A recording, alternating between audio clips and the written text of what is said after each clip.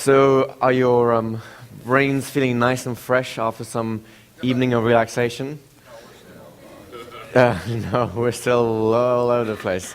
Today will be a little easier day. We're going to start bringing concepts together. I'm going to throw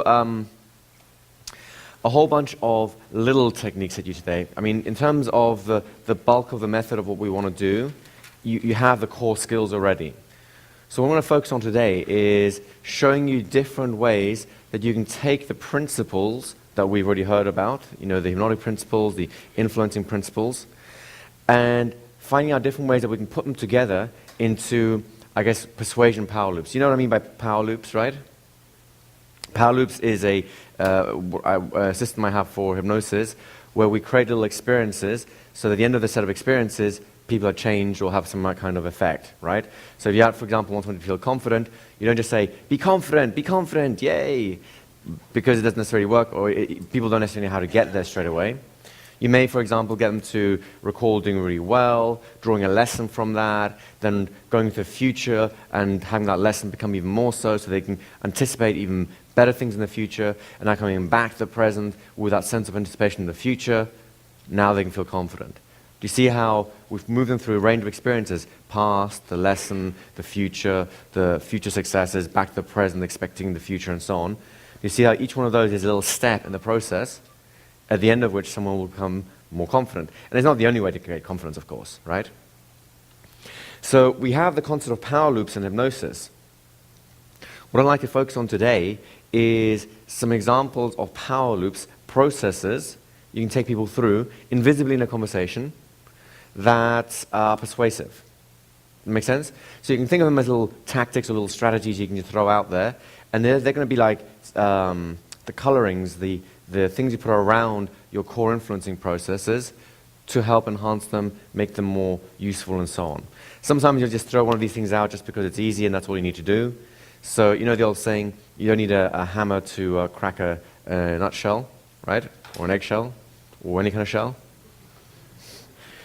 The same is true of hypnosis. You don't have to go through this whole huge thing of like values and secret hidden drivers and then discovering what their real passion is and then putting a future memory in and finding this on top and then going underneath. And you can do those things.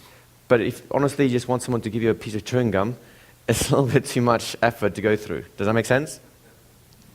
So we're going to focus on things you can do on their own, or you can add into your general influencing process to enhance it, or to maybe fix something that might be going a little astray in the middle of the whole process. So you have a little more option. Do you see what I mean by this? Mm-hmm. Right? Remember, the two core influencing processes we have so far, the dream machine, which you have variations with the blitz, the hypnotic lecture, and all those things, but they're essentially more overt hypnotic processes. These require more of a monologue. In other words, you'll create the context in which you can talk and keep on talking, right? And we'll show you how to do that later on today.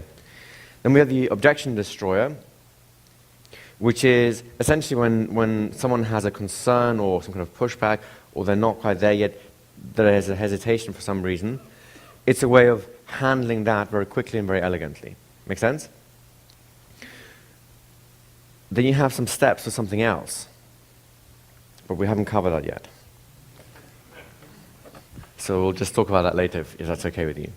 Right now what we want to do is I'd like to start getting you having some practical experiences of just little bits of influence you do every day.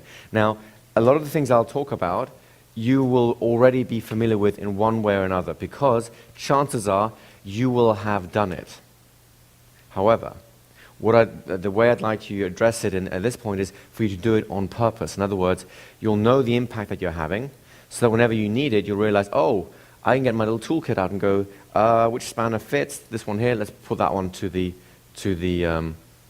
mechanism that we need to change. Make sense? As we do these exercises, these are going to be like very quick exercises, like really 1-minute pieces, because I've got lots of little things to do.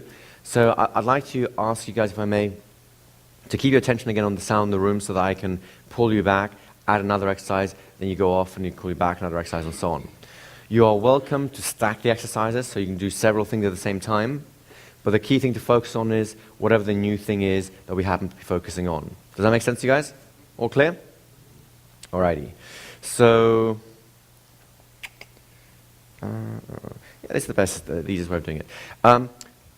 Also, all of you, please consider the area which you want to influence people in. If it's business, then of course the business meeting, sales, with a sales meeting, therapy. It might be the things you do in the middle of therapy, or it might be something you do in the beginning to prepare people to want to change. It's up to you, right? Does it make sense to you guys? So think about your context, and as we do the mingling exercise again, you're going to have literally about 30 seconds or a minute to engage the particular process we're going to be talking about.